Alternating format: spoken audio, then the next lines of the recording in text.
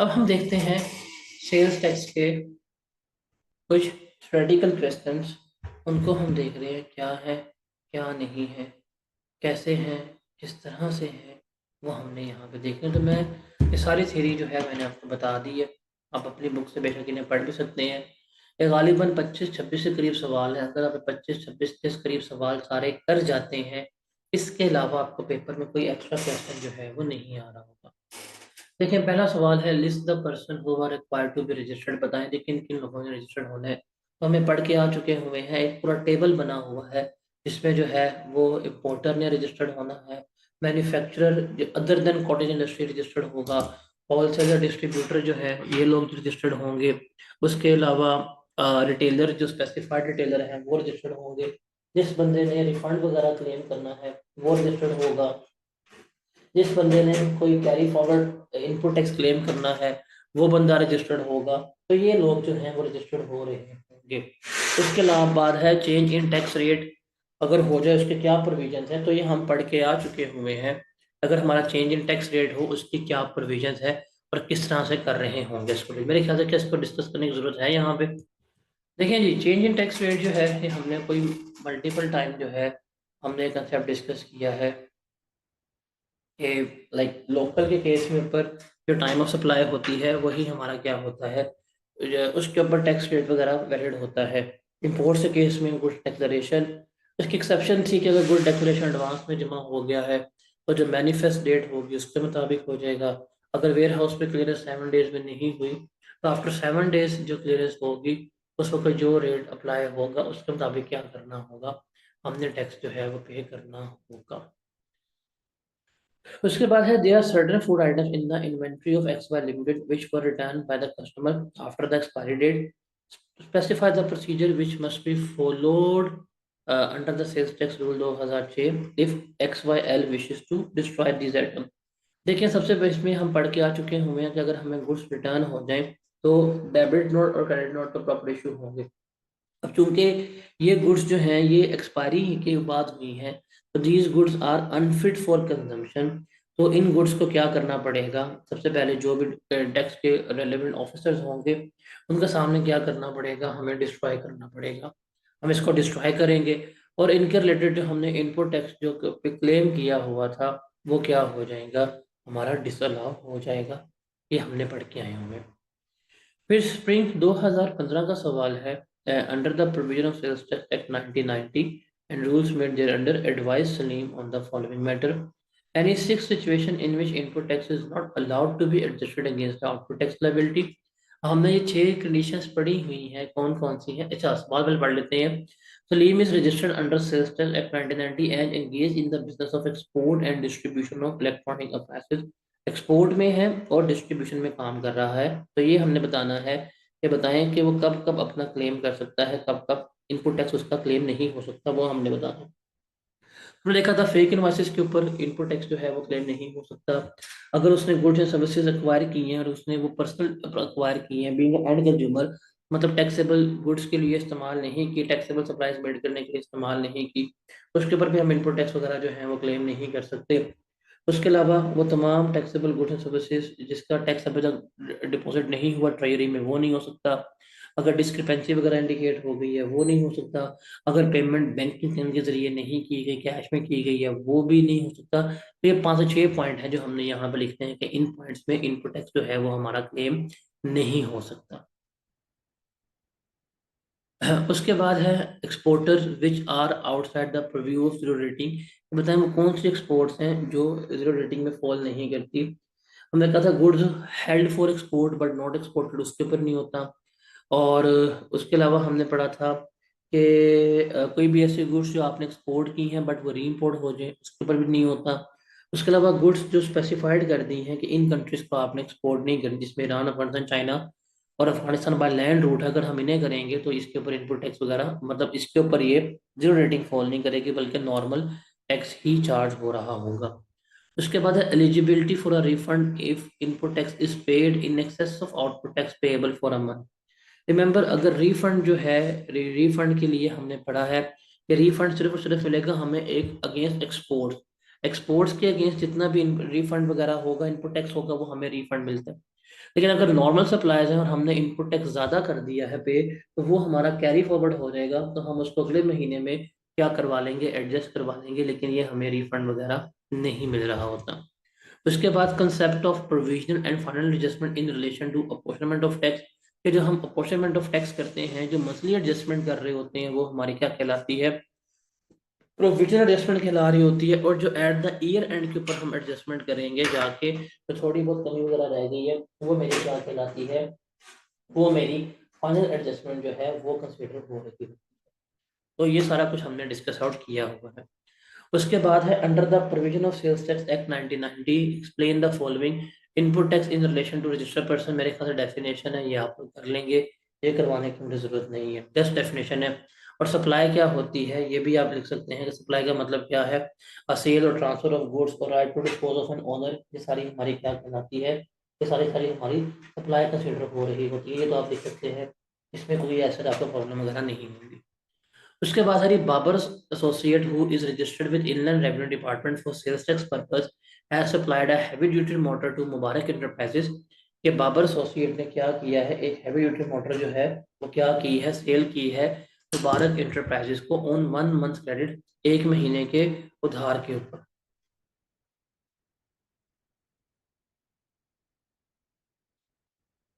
However, due to sharp decline in the market, in petroleum prices, the price of motor has reduced by 10% in the local market. कीमत जो है local market में गिर गई। Upon request from Mubarak enterprises, Babar associate has finally agreed to reduce the price. Babar associate ने क्या किया है, एग्री कर लिया है कि वो कीमत जो है वो क्या कर देगा, वो कम कर देगा। Okay. Upon request Mubarak enterprises, उसने जो कीमत जो है 8% से कम कर दी। In the view of sales tax describe the procedure which may be followed by both parties to give the above price effect change, ये हमने यहाँ पे देखना है।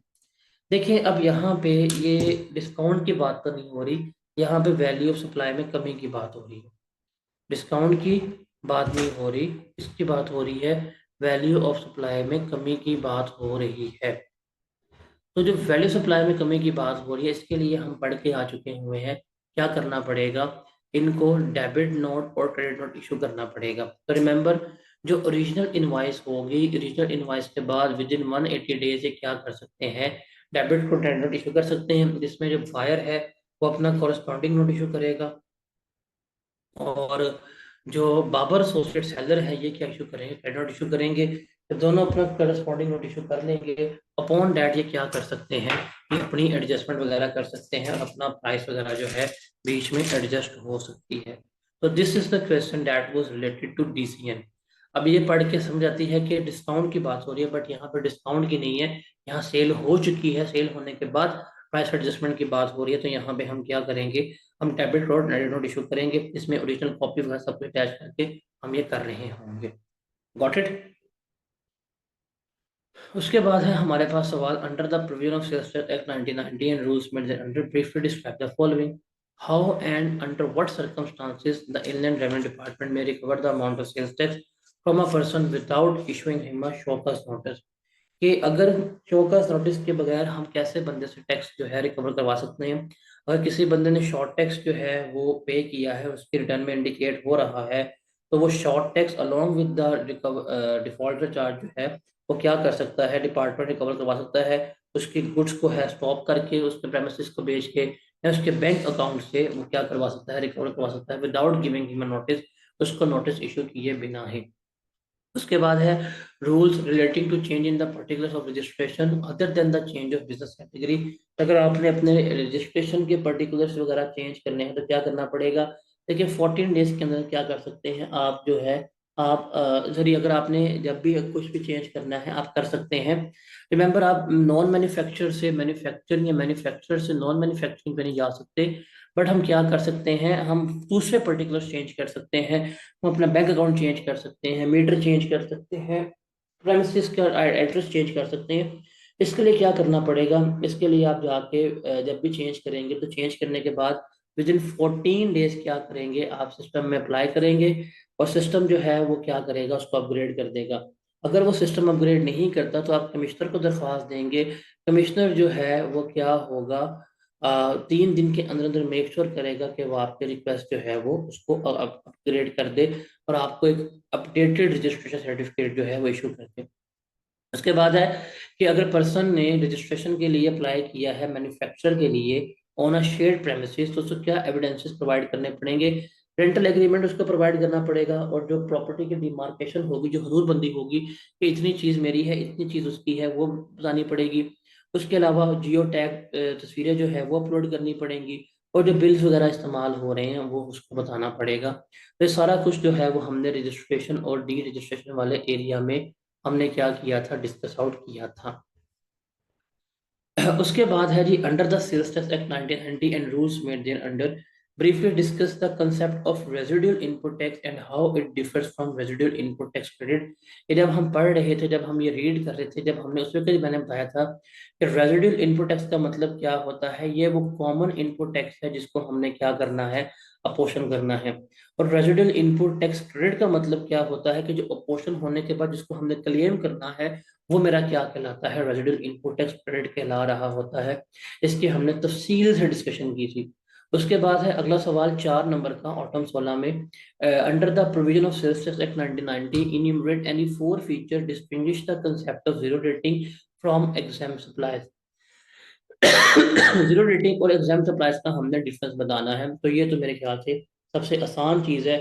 जीरो रेटिंग का मतलब क्या है कि ये वो सप्लाई है जिसके ऊपर टैक्स 0% के ऊपर चार्ज होगा। एग्जाम का मतलब क्या है, इसके ऊपर टैक्स हमारा चार्ज होता ही नहीं है। जीरो रेटिंग के लिए इनवाइस लाजमी है, उसके लिए इनवाइस लाजमी नहीं है, इस पर हमें रिफंड मिलेगा, उसके ऊपर इनपुट ऐसा कुछ नहीं होता। ये सिर्फ रजिस्टर बंदे क्लेम कर सकते हैं, उसके लिए रजिस्टर होना लाजमी नहीं है, तो ये हमने देखा हुआ है, इसको मेरे ख्याल से करने की जरूरत नहीं है। उसके बाद है identify the records which registered person making taxable supplies and exempt supplies is required to maintain at his business premises और registered office under the sales tax 1990। Content नहीं, बस रिकॉर्ड्स बताने हैं कौन कौन सा होना चाहिए। तो इसमें हम पढ़ा था रिकॉर्ड वाले चैप्टर में कि जो सप्लाईज की हैं उसका रिकॉर्ड होना चाहिए, जो परचेजेस की हैं उसका रिकॉर्ड होना चाहिए, जो गुड्स इंपोर्ट की हैं उसका रिकॉर्ड होना चाहिए, परचेज इनवॉइसेस होना चाहिए, डबल एंट्री टैक्स अकाउंट होना चाहिए।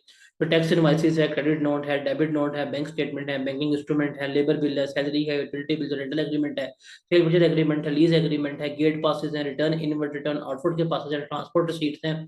ये सारे के सारे जो है वो क्या करने हैं, आपने अपने पास मेंटेन करने होते हैं, और फॉर एटलीस्ट 6 ईयर्स तक आपने मेंटेन करने होते हैं। फिर अगला सवाल देखते हैं स्प्रिंग 2017 का। कहता है जी under the provision of sales tax act 1990 and rules made there under identify the situation. हमने सिचुएशन आइडेंटिफाई करनी है in which a registered person is not allowed और claim to deduct input tax. अभी हमने ये डिस्कस किया है, वही सवाल जो है उसने दोबारा पूछा है, मैं अब इसको डिस्कस नहीं करूंगा यहाँ पे। पार्ट बी है रजिस्टर्ड पर्सन में be liable for D registration, कि एक बंदा कब डी रजिस्टर्ड हो सकता है। सिंपल हम पढ़ के आ चुके हुए हैं ये भी रजिस्ट्रेशन वाले एरिया में, कि जब अपना बिजनेस को बंद कर दें या उसके सप्लायर्स एग्जाम्प्ट हो जाए, या वो कॉटेज इंडस्ट्री में फॉल कर ले, या वो नॉन स्पेसिफाइड रिटेलर में फॉल कर दिया, तो वो क्या हो जाएगा, डी रजिस्टर्ड हो सकता है। उसके बाद है on June 2016 Abid limited inadvertently issued a tax invoice with an incidence of sales tax amounting to rupees 25,000 as against the applicable tax of rupees 45,000। The error was deducted on 15 February 2017, that is after expiry of 180 days। Abid limited क्या कुछ इसका treatment कर सकता है कि नहीं कर सकता, हमने बताना है। अब देखिए इसमें हुआ क्या है, इसने टैक्स जो चार्ज किया है 45,000 रुपया, लेकिन इसका टैक्स बनता था कितना, 45,000 रुपया। इससे टैक्स कम किया, अब इसको अब याद आ रहा है 180 दिन के बाद, लेकिन इसका अगर इसको सही करेगा तो इसका टैक्स इंक्रीज हो जाएगा। हम पढ़ के आए थे कि अगर हमारा टैक्स इंक्रीज हो रहा हो तो 180 डेज की लिमिट जो है वो अप्लाई नहीं होती। तो ऑल दो 180 डेज लैप्स हो चुके हैं लेकिन इसका टैक्स इंक्रीज हो रहा है, तो अब क्या कर सकता है, ये डेबिट क्रेडिट नोट इशू करके इसको रिवाइज करवा सकता है।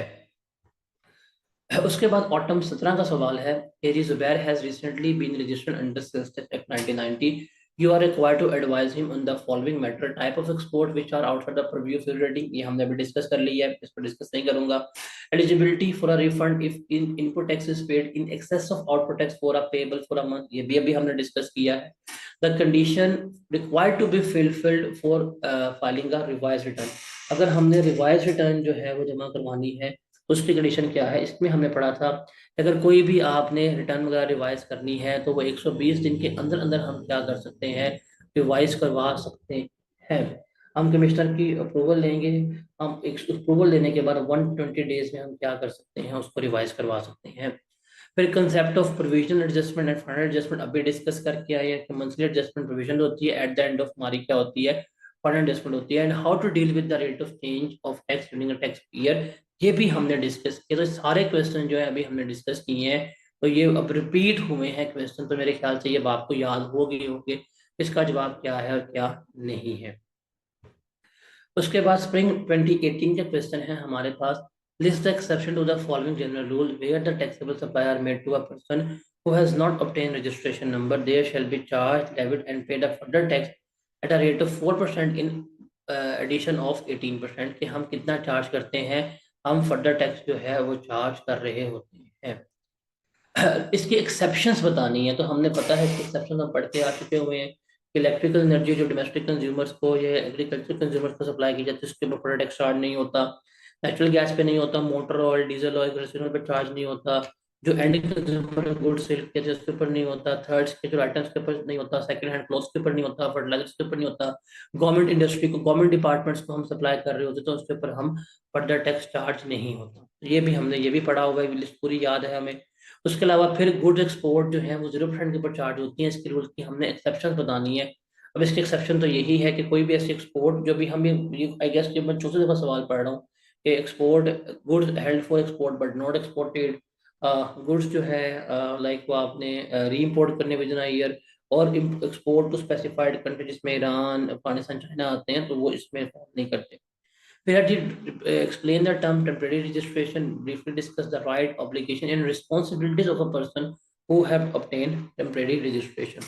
तो temporary registration ये इसके बारे में भी हमने रजिस्ट्रेशन वाले एरिया में पढ़ा था, और ये वाला सबसे इम्पोर्टेंट है बिकॉज ये टेम्परेरी रजिस्ट्रेशन कोई 3 से 4 दफा उसने पेपर में पूछा हुआ है कि टेम्परेरी तौर के ऊपर आप रजिस्टर्ड हो सकते हैं। कोई भी मैन्युफैक्चर वगैरह है, अगर उसने कोई प्लांट वगैरह इंपोर्ट करना है, कोई भी उसने रॉ मटेरियल वगैरह इंपोर्ट करना है, और तो उसके लिए वो क्या कर सकता है, वो टेम्परेरी तौर के ऊपर रजिस्टर्ड हो सकता है। वो जाके अप्लाई करेगा। अप्लाई करने के बाद रिमेंबर 72 घंटों के अंदर अंदर से क्या कर दिया जाएगा, उसको रजिस्टर्ड करवा दिया जाएगा। तो उसकी जो रजिस्ट्रेशन ये अलाउ की जाएगी टेम्परेरी तौर के ऊपर 60 डेज के लिए, हम क्या करेंगे, उसको ये रजिस्ट्रेशन अलाउ करेंगे। उसने इस 60 डेज में क्या करना है, उसने वो अपना प्लान या जो रेलिवेंट गुड्स वगैरह जो है वो इम्पोर्ट करनी है।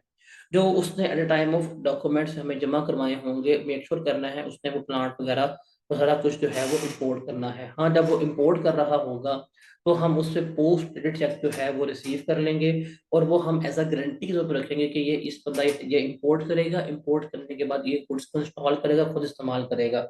अगर 60 दिन के अंदर अंदर वो बंदा गुड्स को इंपोर्ट कर ले और खुद इस्तेमाल कर ले, तो जो हमने डिपार्टमेंट ने उससे पोस्ट क्रेडिट चेक लिया होगा वो उसको वापस कर देगी।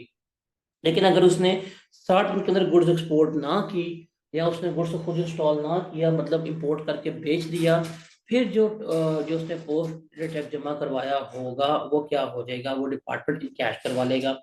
और रिमेंबर, जब तक वो टेम्परेरी तौर के ऊपर रजिस्टर्ड रहेगा वो रिटर्न तो जमा करवाएगा, लेकिन वो इनवॉइस वगैरह इशू नहीं कर सकता। अगर इसने गलती से कोई इनवॉइस वगैरह इशू भी कर दी तो उसके ऊपर हम कोई किसी किस्म का इसको इनपुट टैक्स वगैरह जो है वो क्लेम नहीं करने देंगे। तो ये सारी की सारी कहानी जो है किसके मुतालिक थी, टेम्परेरी रजिस्ट्रेशन के मुतालिक थी। मेरे ख्याल से वहां भी हमने इतनी डिटेल में इसको डिस्कस किया था, यहाँ भी मैंने उतनी ही डिटेल में आपका डिस्कस कर दिया है, तो आपका पूरा कंसेप्ट जो है वो रिकॉल हो गया होगा, इसमें कोई इशू नहीं होना चाहिए। फिर ऑटम 2018 का सवाल है जी, under the sales tax act 1990 and rules made thereunder briefly discuss temporary registration and rights, obligation, responsibility of person holding temporary registration. इस सवाल का अगले ही अटेम्प्ट में उसने पूछ लिया, क्यों, because it was one of the first attempted question. फिर difference between rules applicable to exempt supplies and prorated supplies. अब ये उसने एग्जाम्प्ट और प्रोडेड का डिफरेंस पूछा है क्या, तो आपने यहाँ पे टेबल लिखने। फिर अगर कोई एक्सेस टैक्स कलेक्ट कर लिया है या कोई एडिशनल टैक्स कलेक्ट कर लिया, इसका क्या ट्रीटमेंट होगा। देखें, अगर आपने एक्सेस टैक्स कलेक्ट कर लिया और उसका इंश्योरेंस अभी पास नहीं हुआ, कस्टमर को तो वापस कर दें। अगर आपने कस्टमर को वापस नहीं किया, फिर ये गवर्नमेंट को जमा करवा देंगे, और जब गवर्नमेंट को जमा करवा देंगे फिर गवर्नमेंट जो है ये वापस नहीं कर रही होगी। तो ये भी हमने यहाँ पे पढ़ा हुआ है। Where a commissioner of inland revenue having just decision is satisfied that a registered person has issued fake invoices, evaded tax or committed tax fraud, he may suspend the registration of such person without prior notice pending further inquiry. उसको पता है कि इसने 2 नंबरी की है, fraud की है, फेकनेस की है, वो क्या करेगा, वो चुपके से क्या कर देगा, फौरी तौर के ऊपर सस्पेंड कर देगा। Under the sales tax act 1919 rules made there under state any four basis of such satisfaction which allow the commissioner to suspend the registration as described above. इसके अलावा वो कब रजिस्ट्रेशन वगैरह जो है वो सस्पेंड कर सकता है वो हमने बताना है। तो देखें, अगर वो अपने रजिस्टर्ड एड्रेस पे अवेलेबल नहीं होता तब हो सकती है, अब नॉर्मल टैक्स पर फाइल है तब हो सकती है, मतलब टैक्स एडजस्टमेंट बहुत ज़्यादा है, कंटिन्यूस कैरी फॉरवर्ड है, रिटर्न इंक्रीज इन टर्नओवर है, वो रिटर्न कंसेक्टिवली फाइल उसने नहीं की तब हो सकती है, या उसने कोई डॉक्यूमेंट्स वगैरह कहा, उस पे एक्सेस मांगी, प्रेमिसेस पे उसने एक्सेस वगैरह नहीं दी, तो इन कंडीशंस पे क्या कर सकता है, वो आपकी रजिस्ट्रेशन जो है वो सस्पेंड कर सकता है। फिर सवाल है हमारे पास स्प्रिंग 19 का, कहता है जी briefly discuss the situation under which of the following are required to be registered under sales tax act 1990 and rules made there under. बताने किन कंडीशन में इन लोगों का रजिस्टर्ड होना लाजमी है। कॉटेज इंडस्ट्री, सिंपल सी बात है, जो कॉटेज इंडस्ट्री की कंडीशन है जिसमें उसका टर्नओवर जो है 8 मिनट से अबव होना चाहिए, एम्प्लॉयज 10 ऊपर नहीं होने चाहिए, और इलेक्ट्रिसिटी कनेक्शन जो इंडस्ट्रियल नहीं होना चाहिए, ये सारी कंडीशन है। अगर कंडीशन फुलफिल हो तो वो कॉटेज इंडस्ट्री होती है, अगर वो कॉटेज इंडस्ट्री है तो वो एग्जाम्प्ट है। अगर इसमें कोई कंडीशन भी लैप्स हो जाए तो वो क्या होगी, वो रजिस्टर्ड होना पड़ेगा। और रिटेलर वो जो स्पेसिफाइड रिटेलर कैटेगरी में फॉल कर जाएंगे उन्हें क्या होना पड़ेगा, रजिस्टर्ड होना पड़ेगा। उसके बाद under the provision of sales tax of 1990 and rules made there under identify the circumstances in which a person may be liable for deregistration. अभी ये 2 दफा मेरे ख्याल से डिस्कस कर चुके हुए हैं कि बंदा कब डी रजिस्टर्ड होता है, जब बिजनेस बंद हो जाए, गुड्स जो हैं वो एग्जाम्प्ट हो जाए। इसमें क्या होता है, इसमें हम उसको क्या कर रहे होते हैं, डी रजिस्टर्ड कर रहे होते हैं। तो ये हम उसको क्या कर रहे होते हैं, ये हमने इस वाला भी दोबारा डिस्कस कर लिया। उसके बाद है अगला सवाल है, advise the finance department about the sales tax implication of the above transaction on BPL first sales tax return. उसकी पहली सेल्स टैक्स रिटर्न के ऊपर हमने उसको एडवाइस करनी है। Bashir private limited one incorporated on 1 January 2019 and registered with sales tax return department on 1 February 2019, registered भी हो गई फरवरी में। BPL is in the process of submitting his first sales tax return for the month ended 28 फरवरी 2019, वो अपनी first return जमा करने जा रहे हैं। The finance department has identified the following transaction which took place before registration, जो registration से पहले क्या हुई है, टुक हुई है, इनकर हुई है। Good costing 5 million were purchased from a registered supplier. 80% of the good remained unsold on 1st and February 2019. The supplier trade at a rate of 18%। इसमें हम पढ़ के आ चुके हुए हैं, दैट इज कि अगर आपने रजिस्ट्रेशन से पहले स्टॉक लिया है तो उसके ऊपर आप इनपुट टैक्स क्लेम कर सकते हैं, बट फिजिकली वेरीफाइबल स्टॉक के ऊपर। तो 5 मिलियन का स्टॉक लिया था, 80% की गुड्स जो है आपके पास अभी भी मौजूद है, तो ये बनेगा हमारे पास 4 मिलियन। तो 4 मिलियन की गुड्स के अगेंस्ट जितना भी इनपुट टैक्स होगा वो आप क्लेम कर सकते हैं। फिर आपने एडवांस पेमेंट की है 25.5 मिलियन की, जो आपको 15 जनवरी को रिसीव हुई है for the supply of taxable goods to registered person, और गुड्स जो है वो फरवरी में डिलीवर हुई है। तो आपको एडवांस रिसीव हुआ था जनवरी में, एडवांस का तो ट्रीटमेंट नहीं होता। हाँ, आपकी गुड्स डिलीवर हुई है फरवरी में, तो फरवरी के महीने में आपकी सेल्स डिक्लेयर होगी। तो सेल्स डिक्लेयर हुई है तो 2.5 मिलियन के ऊपर 18% के इसका जो टैक्स होगा वो किसका पार्ट बन रहा होगा, आपके आउटपुट टैक्स का पार्ट जो है वो बन रहा होगा। इस तरह से हमने इसका आंसर लिखा था, 5 नंबर का था, but it was an easy question, मेरे ख्याल से इसमें कोई चीज मुश्किल वगैरह नहीं थी। उसके बाद है under the provision of sales tax act 1990 and rules made there under briefly describe the treatment of the following recording of partial payment receive in advance during a tax period in which both of taxable and exempt supply. देखिए, partial payment के बारे में हमने ये time of supply में rule पढ़ा था कि जिस महीने में वो एग्जाम्प्ट होंगी उस महीने में ही हम सारी सप्लाई जो है वो काउंट कर रहे होंगे। एडवांस टैक्सेबल होता नहीं वैसे भी, जब गुड्स अवेलेबल हो जाती हैं, जो टाइम ऑफ सप्लाई का टाइम आता है उसमें ही टैक्सेबल ये होती हैं। Change in tax rate I guess चौथी दफा आ रहा है, तो ये हमने डिस्कस कर लिया, इसको हम नहीं करेंगे। फिर there are certain goods return by customer as they are unfit for consumption and the seller has no option but to destroy them. Specify the procedure. अब ये भी क्वेश्चन जो है वो रिपीट हुआ है कि क्या प्रोसीजर होगा उसको डिस्ट्रॉय करने का। कमिश्नर के सामने हम उसको डिस्ट्रॉय करेंगे और इस पर जो इनपुट टैक्स होगा वो हमें डिसअलाउ हो जाएगा। उसके बाद है जी who is required to file the following sales tax return. And also mention the due date of filing of this return. Monthly return कौन फाइल करेगा? रजिस्टर्ड पर्सन करेगा, इसकी ड्यू डेट जो है 15 होती है। फाइनल रिटर्न कौन बंदा फाइल करेगा? जो बंदा डी रजिस्ट्रेशन के लिए अप्लाई कर रहा होता है वो फाइनल रिटर्न जमा करवाएगा, और इसकी ड्यू डेट क्या होगी? जो कमिश्नर स्पेसिफाई करेगा। स्पेशल रिटर्न कौन बंदा फाइल करेगा? रिमेंबर, कोई भी रजिस्टर्ड बंदा या कोई भी अनरजिस्टर्ड बंदा जो है वो स्पेसिफाई कर रहा होगा, और उसकी भी ड्यू डेट क्या होगी जो कमिश्नर बताएगा। एनुअल रिटर्न कौन जमा करवाएगा? कंपनी जो है वो रिटर्न जमा करवा रही होगी, और इसकी ड्यू डेट क्या होगी? 30 सितंबर होगी ऑफ द नेक्स्ट ईयर इसकी ड्यू डेट होगी। तो ये भी हम सारे का सारा डिस्कस किया हुआ है। फिर है जी, Raheel, an unregistered person, runs a government shop in the posh area of Karachi. He has received a notice from Commissioner Inland Revenue requiring him to register with Sales Tax Authority within 30 days. उसको notice आया है कि 30 दिन के अंदर अंदर क्या करना है, तुमने रजिस्टर्ड होना है। Under the provision of sales tax act 1990 and rules made thereafter. Okay. Advise रही रिगार्डिंग द फॉलोइंग, क्या कमिश्नर उसको नोटिस करने में जस्टिफाई है या नहीं? And would it be necessary to respond him notice, और क्या उसको ये नोटिस जो है वो उसका रिस्पॉन्ड करना है कि नहीं? तो रिमेंबर, कमिश्नर जो है, यस कमिश्नर, पहला जवाब है कमिश्नर नोटिस इशू करने में जस्टिफाइड है। कमिश्नर जो है वो हमेशा क्या कर सकता है? वो नोटिस जो है वो इशू कर सकता है। और उसे शक है कि आप स्पेसिफाइड कैटेगरी में फॉल कर रहे हैं, तो वो क्या करेगा? वो आपका नोटिस जो है इशू कर सकता है। तो उसकी जुरिस्डिक्शन है वो आपके ऊपर ही फॉल कर रहा है, तो वो क्या करेगा? आपको नोटिस वगैरह जो है वो इशू कर सकता है। नोटिस आपको इशू कर भी दिया जाएगा। हाँ, अगर आप नोटिस रिस्पॉन्ड नहीं करेंगे टाइमली, या आप उसको नहीं बताएंगे रिस्पॉन्स को, तो वो आपको opportunity of being heard provide करेगा। अगर आप वो भी नहीं प्रोवाइड करेंगे तो वो आपको कंपल्सरी रजिस्टर कर देगा। फिर कंपल्सरी रजिस्टर करने के बाद वो आपको नोटिस जो जारी करेगा उसके मुताबिक आपको क्या करना पड़ेगा? टैक्स वगैरह पे करना पड़ेगा। तो that question also relate from that compulsory registration वाला एरिया। उसके बाद है under the provision of sales tax act 1990 and rules made there under discuss the following.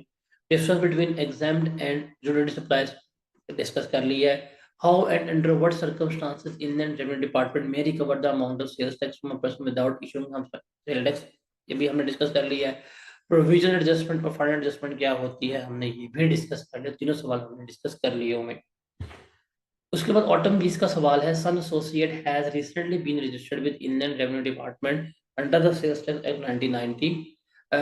Required जो है under sales tax act 1990 rules में under identify documents which SA may require for claiming adjusting the input tax relating to the following activities.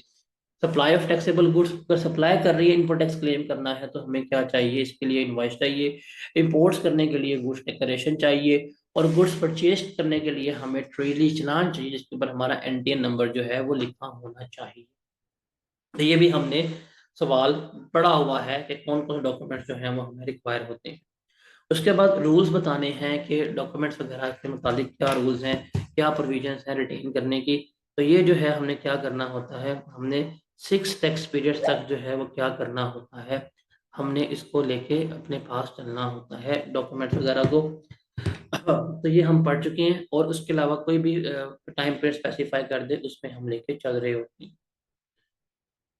Autumn 20 का सवाल है, उसको देखते हैं। Under the provision of sales act 1990 and rules made thereunder discuss the consequences which RA may have faced due to issuance of fake invoices। Fake invoices कहानी जो है ये सस्पेंशन की है और ब्लैक लिस्टिंग की है, ये भी हमने पहले डिस्कस की है, लेकिन देखते हैं क्या सिनेरियो वही है कि वो नहीं है।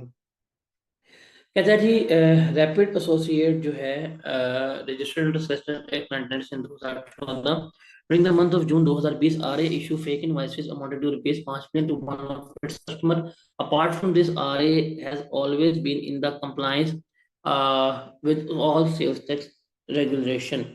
ओके, अब देखें, अब इसने क्या किया, एक फेक इनवॉइस जो है वो इशू कर दिया। अब इसके पास क्या है, कि कमिश्नर जो है वो क्या करेगा, इसकी रजिस्ट्रेशन जो है सस्पेंड कर देगा विदाउट नोटिस, और क्या करेगा, कार्रवाई का आगाज कर देगा। अब इसको बाद में सस्पेंशन ऑर्डर जो है इशू कर दिया जाएगा, हमने सस्पेंड कर दिया। इसने जब सस्पेंड होगा उस दौरान कोई भी इसको इनपुट टैक्स वगैरह की एडजस्टमेंट नहीं अलाउ की जाएगी। अगर इसने किसी को सेल्स की हुई है तो वो भी इनपुट टैक्स वगैरह के एडजस्टमेंट वगैरह क्लेम नहीं कर पाएंगे। उसके अलावा जब इसको ऑर्डर ऑफ सस्पेंशन दिया रहेगा 7 डेज के अंदर अंदर इसको शॉप कॉज नोटिस दिया रहेगा, इसको अपॉर्चुनिटी ऑफ हर्ड प्रोवाइड की जाएगी, 15 डेज के अंदर आए, बताए, गलती माने और जो भी पेनल्टी वगैरह है पे कर दे। लेकिन अगर ये नोटिस वगैरह का रिस्पॉन्ड नहीं करेगा, गलती नहीं मानेगा, तो फिर क्या किया जाएगा, इसको ब्लैक लिस्ट कर दिया जाएगा। तो पूरा ये ब्लैक लिस्टिंग और सस्पेंशन वाला प्रोसीजर जो है वो हमने यहाँ पर क्या करना था, एक्सप्लेन करना था।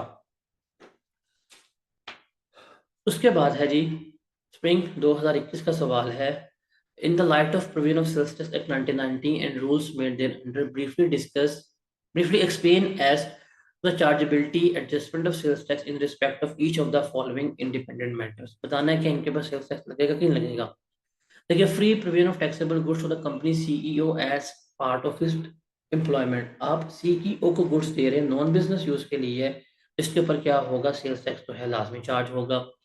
Free replacement of defective part under सॉल्वेंटी, डिफेक्टिव पार्ट पर सेल टैक्स चार्ज नहीं होता। Payment of machine fuel one of the director using his own credit card, the machine is used to manufacture taxable goods. उसने अपनी personal payments की हैं, उसने personal account से पेमेंट कर दी है, इसके अगेंस्ट कोई भी इनपुट टैक्स जो है वो क्लेम नहीं हो सकता। फिर टैक्सेबल गुड्स जो है उसने बेची हैं इंस्टॉलमेंट के ऊपर जिसमें मार्कअप शामिल है, तो हम मार्कअप एक्सक्लूड कर देंगे, मार्कअप के ऊपर सेल्स टैक्स जो है वो शामिल नहीं होता, टैक्स शामिल नहीं आता। फिर एडवांस पेमेंट उसको मिली है टैक्सेबल गुड्स की जो उसने अगले महीने देनी है, तो एडवांस टैक्सेबल नहीं होता, जब अगले महीने गुड्स डिलीवर की जाएंगे तभी वो टैक्सेबल होगा। लोकल सप्लाईज की हैं गुड्स की बाय कॉटेज इंडस्ट्री एग्जाम्प्ट होती है, उसके ऊपर सेल्स टैक्स चार्ज नहीं होता, करती है। मटेरियल परचेज किया है कंस्ट्रक्शन ऑफिस बिल्डिंग के लिए, इसके ऊपर भी आप इनपुट टैक्स क्लेम नहीं कर सकते। इलेक्ट्रॉनिक कैश रजिस्टर लिया है, हाँ इलेक्ट्रॉनिक कैश रजिस्टर जो है इसके ऊपर इनपुट टैक्स वगैरह हम क्लेम कर सकते हैं। उसके बाद है जी under the sales tax act 1990 and rules made thereunder briefly describe employee sales tax registration, also state rights, obligation and responsibilities of a person holding employee registration। we have discussed this I guess 3 to 4 times, इसको आप देख लीजिएगा। Automatics का जी under the provision of sales tax act 1990 and rules made thereunder briefly discuss the following. बताएं जी इसके बारे में क्या है और क्या नहीं है। How and under what circumstances inland revenue may recover the amount of sales tax. अब ये गैस 5वीं दफा सवाल रिपीट हो रहा है, ये इंपॉर्टेंट क्वेश्चन है, किस तरह से वो हम उसको क्लेम कर सकते हैं। अभी हम पढ़ के आए हैं कि बैंक अकाउंट वगैरह अटैच करवा के गुड्स को स्टॉप करवा कर वो क्लेम कर सकता है। एक्स्ट्रा टैक्स क्या होता है और पैक्टा टैक्स क्या होता है। ये एक्स्ट्रा टैक्स बेसिकली क्या होता है, जो मोर देन 18% चार्ज हो रहा होता है वो हमारा एक्स्ट्रा टैक्स है, जिसका हम चार्ज कर रहे होते हैं नॉन स्पेसिफाइड रिटेलर को, वो एक्स्ट्रा टैक्स होता है 5% और 7.5%।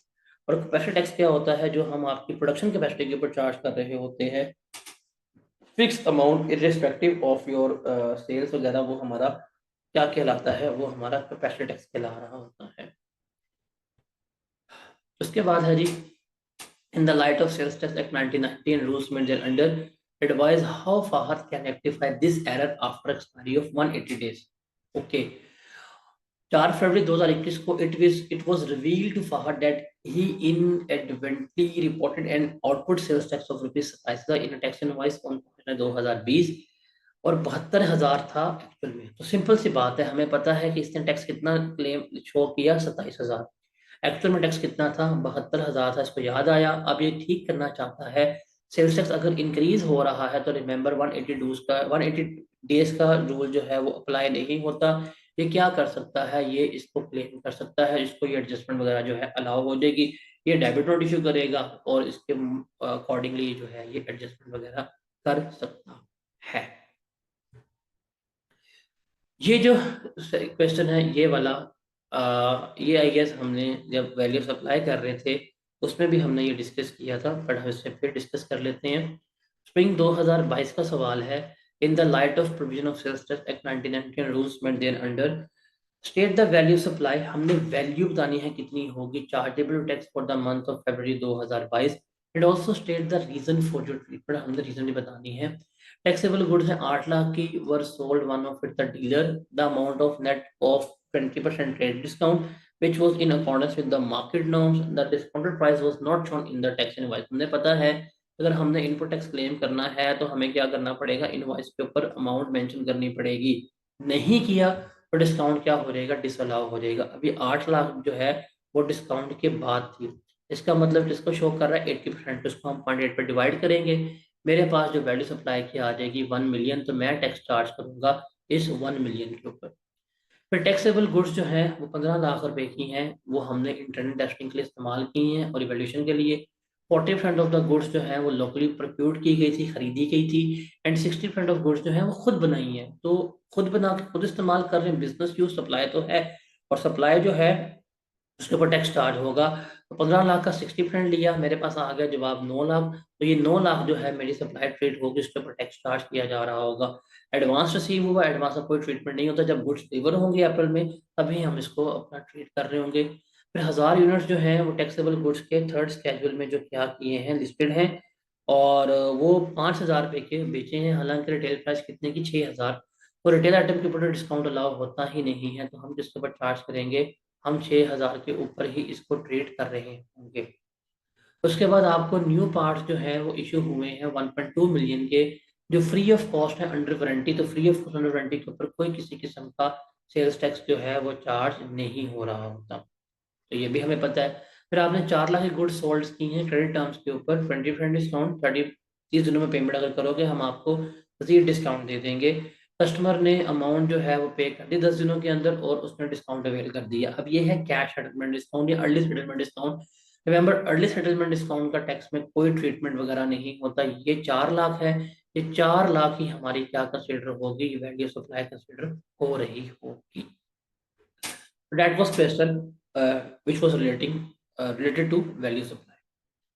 फिर स्प्रिंग 2022 का ही सवाल है, that is under the sales tax act 2000, under the sales tax rule 2006, specify the document which must be issued by SL on return of goods to TPL. Also state the particulars that should be mentioned on the document to be issued. Then document कौन से हैं और particulars कौन से हैं? Under the sales tax act, content and rules made thereunder discuss the chargeability of sales tax in the case of retailer. कि retailer की जो सेल्स टैक्स की जो है वो हमें क्या करनी, चार्जेबिलिटी बतानी है। तो सिंपल सी बात है, अगर रजिस्टर्ड रिटेलर है जिसे हम टीयर 1 रिटेलर कहते हैं, तो वो प्रॉपर तो इनपुट आउटपुट टैक्स जो है वो मेंटेन करेगा, अपना पे करेगा। लेकिन जो नॉन स्पेसिफाइड रिटेलर है, अगर उसका बिल जो है वो 20,000 के 15,000 के तक है, तो 5% अगर उससे ऊपर है, तो 20,000 से ऊपर है, तो फिर क्या करना पड़ेगा, उसको 7.5% टैक्स पे करना पड़ेगा, तो ये रूल आएगा। फिर Shahji limited purchase cosmetic product from Taji limited in the month of October 2021। SL receive a consignment of 5,000 units from TPL. On delivery SL found that 50% of the items were expired and started to return them. Both SL and TPL are registered under Sales Tax Act 1990 and file sales tax return on regular basis. तो ये debit note और credit note issue हो गया। Buyer जो है वो issue करेगा debit note, और सेलर जो है वो इशू करेगा हमारा क्रेडिट नोट इशू कर रहा होगा। उसके ऊपर क्या लिखा होगा, जो टोटल नेम रजिस्ट्रेशन नंबर है एसएल का वो लिखा होगा, name and registration number of TPL वो लिखा होगा, number and date of original invoice mention होगी, रीजन क्या है कि ये एक्सपोर्ट एक्सपायर हो गई है, वो ऑथराइज बंदे की सिग्नेचर और सील्स होंगी, वो सारा कुछ हमने क्या करना है यहाँ पर बताना है। तो डेबिट एंड क्रेडिट नोट के उसने पर्टिकुलर्स जो हैं वो यहाँ पर पूछे हैं। फिर ऑटम 2022 का सवाल है, under the provision sales tax act 1990 rules made then under explain whether the following person are required to be registered with the inland revenue department के इन लोगों का रजिस्टर्ड होना लाजमी है। A manufacture of taxable supplies located in the residential area of Korangi Karachi. ये एक मैन्युफैक्चर है जो रेजिडेंशियल एरिया में है। अब अजम्पशन ये है कि रेजिडेंशियल एरिया में है तो ये फॉल करेगा किसमें, कॉटेज इंडस्ट्री में। अगर कॉटेज इंडस्ट्री में फॉल कर रहा है तो ये एग्जाम्प्ट होगा, इसको रजिस्टर्ड होने की जरूरत नहीं है। रिटेलर जिसका एनुअल टर्नओवर जो है वो 20 मिलियन से ज्यादा है। अब ये अगर टीयर 1 में फॉल कर रहा है तो इसको रजिस्टर्ड होना पड़ेगा। 20 मिलियन टर्नओवर, जाहिर बात है इतना बड़ा रिटेलर टीयर 1 का ही होगा तो रजिस्टर्ड होगा, अगर टीयर 1 में नहीं है तो ये रजिस्टर्ड नहीं होगा। डिस्ट्रीब्यूटर ऑफ एग्जाम सप्लाईज, जब उसने डेली एग्जाम में करना है, उसको इनपुट टैक्स तो मिलना ही नहीं है, तो इसको रजिस्टर्ड होने की जरूरत नहीं है। एक्सपोर्टर ऑफ टैक्सेबल गुड्स, यहाँ एक्सपोर्टर है, इसको जो है वो क्या करना पड़ेगा, रिफंड क्लेम करना पड़ेगा, इसके लिए से क्या है रजिस्टर्ड होने की जरूरत है। उसके बाद goods export shall be charge to the 0%, ये हमारा रूल है। What are the exception to this rule, इस रूल की एक्सेप्शन क्या है वो हमने बतानी है। यस, ये वही है कि goods held for export not exported, re imported, export to China Iran Afghanistan, वो इसमें आ रहा होता है। तो ये ऑटम 2022 का सवाल है। फिर स्प्रिंग 2023 का सवाल, दो सवाल आए थे, पार्ट ए और पार्ट बी। पहले पार्ट बी करता हूँ, आसान लग रहा है मुझे। In the light of sales tax act 1990 and rules made thereafter, identify the situation under which the Inland Revenue Department may recover the amount of sales tax from a person without issuing him a shockers notice. Also state the procedure for recovery of sales tax amount. क्या अब ये discuss करने की जरूरत है यहाँ पे? मेरे ख्याल से ये कोई 5 से 6 दफा यही सवाल जो है इन्हीं वर्ड्स पर हम डिस्कस कर चुके हुए हैं कि अगर किसी रजिस्टर्ड पर्सन ने सेल्स टैक्स कम पे किया है, उसकी रिटर्न में इंडिकेट हो रहा है, तो शॉर्ट टैक्स और डिफॉल्ट सरचार्ज वो बंदे से क्या करवा सकता है, रिकवर करवा सकता है। उसको शॉकर्स नोटिस दिए बगैर क्या करेगा, उसकी गुड्स जो है वो क्या कर देगा, रिकवर करवा लेगा, और उसके गुड्स स्टॉक करवा लेगा, या बैंक अकाउंट वगैरह अटैच करवा के वो क्या करेगा, उसके टैक्स रिकवर करवा लेगा। फिर following are the independent transaction carried out by enterprises, requirement है in the light of provision of sales tax act 1990 and rules made there under, identify and discuss time, time of supply जो है बतानी है कौन सी होगी above transaction की। In November 2022, an agreement for the acquisition of machine on hire purchase was signed. Hire purchase का है, आंखें बंद करके कह सकता हूँ कि जो डेट ऑफ एग्रीमेंट होगा वही मेरी टाइम ऑफ सप्लाई होगी, बट पढ़ लेते हैं। नवंबर में एग्रीमेंट हुआ है। इन दिसंबर 2022 the machine was acquired under this agreement against 25% down payment. Machine जो है उसने एक्वायर कर ली है 25% डाउन पेमेंट के साथ। कितनी? 30 दिन की। रिमेनिंग बैलेंस जो है उसने पे करना है। तो जितनी मर्जी कहानी बताए, जब कहानी हाई परचेज की आ गई है तो डेट ऑफ एग्रीमेंट है वो नवंबर है, इसी पे हम क्या करेंगे, अपनी सप्लाई उसको रिकॉर्ड कर रहे होंगे। फिर एडवांस पे हुआ 2022 में 12 मिलियन का, और डिलीवरी गुड्स हुई है मार्च में। तो जब गुड्स डिलीवर और अवेलेबल वही लेते हैं तो वो मार्च है, तो मार्च 2023 हमारा टाइम ऑफ सप्लाई होगा। फिर जी machine of 38 million was purchase in July 2022 but it was put into use November 2022।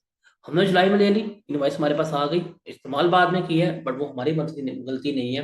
तो जुलाई ही हमारी क्या होगी, टाइम ऑफ सप्लाई कंसीडर हो रही होगी। Goods of rupees 7 million were sold in September 2022, but due to limited storage capacity at buyer premises, the goods were delivered in 2023। बेच दी है, available थी, डिलीवर लेट हुई है, तो ठीक है अर्लियर इवेंट लेंगे ना। तो अर्लियर जो है हमारे पास सितंबर आ रहा है, तो सितंबर 2022 की मेरे पास क्या होगी, टाइप ऑफ सप्लाई जो है वो कंसिडर हो रही होगी। ओके। फिर ऑटम 2023 का सवाल है। Surprise, under the provision of sales tax act 1990 and rules meant under list different types of returns along with the due dates for filing of such return।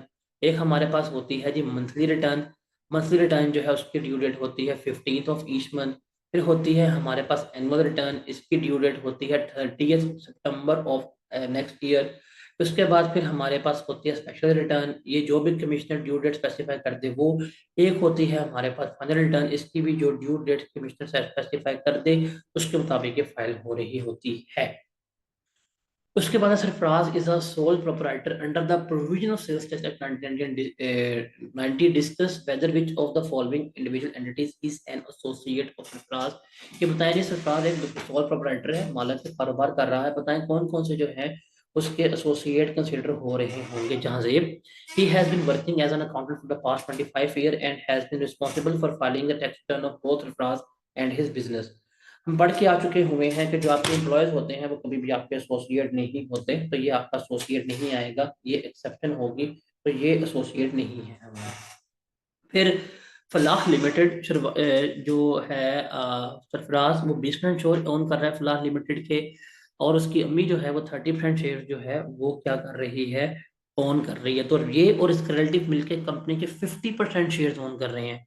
हमने ये एसोसिएट के डेफिनेशन में पढ़े हैं कि अगर आप 50% शेयर ओन करते हैं तो आप क्या होंगे, एसोसिएट कंसिडर होंगे। तो ये फलाह लिमिटेड और सरफराज जो है आपस में क्या है, एसोसिएट कंसिडर हो रहे हैं। उसके बाद Sara, she is the adopted daughter of Sarfaraz by Fatima. Sara वो adopted by Fatima before her marriage to Sarfaraz. Adopted child of a spouse भी क्या होता है आपका, ही ट्रीट होता है, तो ये भी आप आपस में क्या है, एसोसिएट है। फिर उम्मीद ट्रस्ट, जहां पे ट्रस्ट आ गया, ट्रस्टी तो आंखें बंद करके क्या होते हैं हमारे एसोसिएट कंसिडर हो रहे होते हैं। Sarfaraz is one of the trustee of UT. जो सरफराज जो है वो यूटी का ट्रस्टी है। ट्रस्ट वॉज एस्टेब्लिश है to oversee the operation of an orphanage, but beneficiary तो वही है, ट्रस्टी तो वही है, तो जो ट्रस्ट का रिलेशन होता है वो भी हमारा क्या होता है, एसोसिएट कंसीडर हो रहे होते हैं। So that was the all possible question, जो सेल्स टैक्स के थ्योरेटिकल क्वेश्चन आ चुके हैं। आपके सामने वही चीज़ें हैं जो रिपीट हो रही हैं, वो 27 रूल से कुछ चीज़ें बाहर नहीं गई, और रजिस्ट्रेशन डी रजिस्ट्रेशन से भी वही रूल्स हैं। तो अगर आप ये सारे क्वेश्चंस कर लेते हैं, इनको अच्छी तरह डिस्कस कर लेते हैं, देख लेते हैं, तो आई गेस मेरे ख्याल से कभी भी आप अपने मार्क्स वगैरह जो हैं लूज नहीं कर सकते। तो यहाँ पे हमारा सेल्स टैक्स के तमाम थ्योरेटिकल क्वेश्चन जितने भी आज तक आए हैं वो हमारे यहाँ पे डिस्कस होंगे। बस बुक होगी, आप इसका क्वेश्चन वहाँ टैली कर सकते हैं, इवन आप इसके एग्जामिनर कमेंट्स भी हैं वो वहाँ से जो है वो पढ़ सकते हैं।